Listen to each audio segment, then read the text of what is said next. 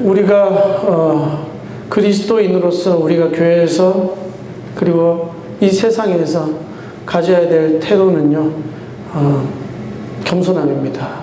우리가 어디를 가서든지, 왜냐하면 우리는 하나님께 선택을 받았기 때문에 우리는 우리의 은혜로 말미암아, 그리스도의 복음을 들음으로 말미암아, 그리고 그것을 성령을 통해서 깨닫게 하심으로 말미암아 우리는 그것을 믿었고, 그 순간 우리는 하나님께서 주신 그 죄에 대한 자유와 평강을 얻고 그 새로운 피조물로서 이제는 사단의 종이 아닌, 세상의 종이 아닌 그리스도의 종으로, 하나님의 종으로 우리가 부름을 입었다는 것을 항상 기억해야 되는 것입니다.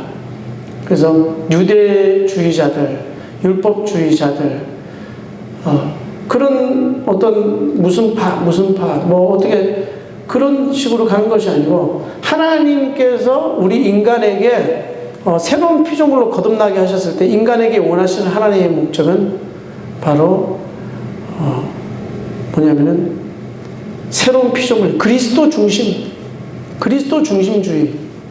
그것이 하나님의 목적입니다. 그리스도께서 하나님이세요. 성령으로 우리 마음에 거하시는, 우리 마음에 거하게 하시고, 너희는 성령의 전이라. 성령의 전, 곧 하나님의 전이라는 거예요. 우리가 성령의 전입니다.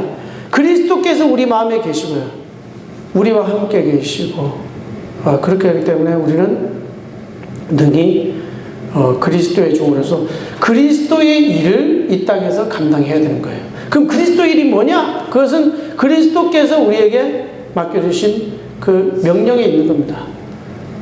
그리스도께서는 우리를 부르시고 제자들을 부르시고 교회를 부르셨을 때 제자들이라는 칭호를 썼어요. 제자들, 70인 제자들, 12제자들, 제자들이라는, 그리고 사도라는, 내가 너희를 보낸다. 그래서 그리스도의 증인들을 사도라고 그랬어요. 그게 뭐냐면은 그리스도께서로부터 임명받고 보냄을 받은 거예요. 교회는 임명받은 겁니다. 무엇을 위해서요? 이 복된 소식, 기쁨의 소식, 이 복된 소식, 구원의 복된 소식을 증거해라. 왜? 이 복된, 그 뭐냐면 하나님께서 창세로부터 작정하시고 약속하시고 구원하기로 작정하신 그 하나님의 언약의 약속의, 구원의 약속의 성취가 십자가에서 완전히 이루어졌기 때문에 그런 거예요. 그리스도를 통해서. 조금도 우리를 위해서 부족함이 없습니다. 뭐에 대해서 부족함이 없느냐? 하나님 앞에서 참된 참의인으로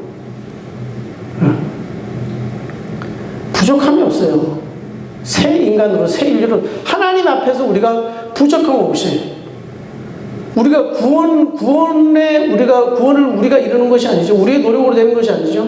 그리스도의 그 피의 구속의 그 주님께서 십자가에서 이루신 그 피의 제사로, 희생 제물로 말미암아, 희생 제사로 말미암아 주님께서 죽임을 당하셨는데, 그 의, 우리를 대속하신 그 피가 조금도 부족함이 없단 말입니다.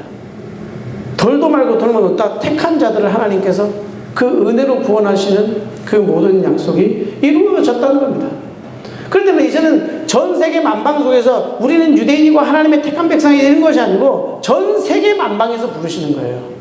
왜? 복음이 완성됐기 때문에 그 언약을 성취시키기까지 한 민족을 부르셨다니까요. 이브리 민족을 부르셨다니까요.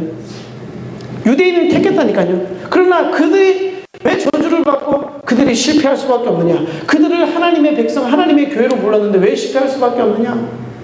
그것은 바로 그들이 자기들의 의와 자기들의 노력을 율법에서 찾았던 겁니다. 그리고 율법을 완성하시는 그 실체 대신 예수 그리스도로 왔는데 그 그리스도를 오히려 거부하고 믿지 못하고 배척합니다. 하나님의 약속을 불신한 거예요.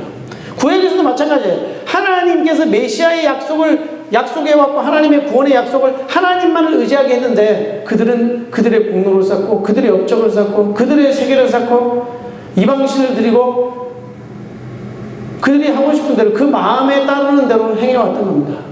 그러면서 착각을, 나는 하나님의 백성이고 하나님의 자. 그럴 때마다 하나님께서는 어떻게 됩니까?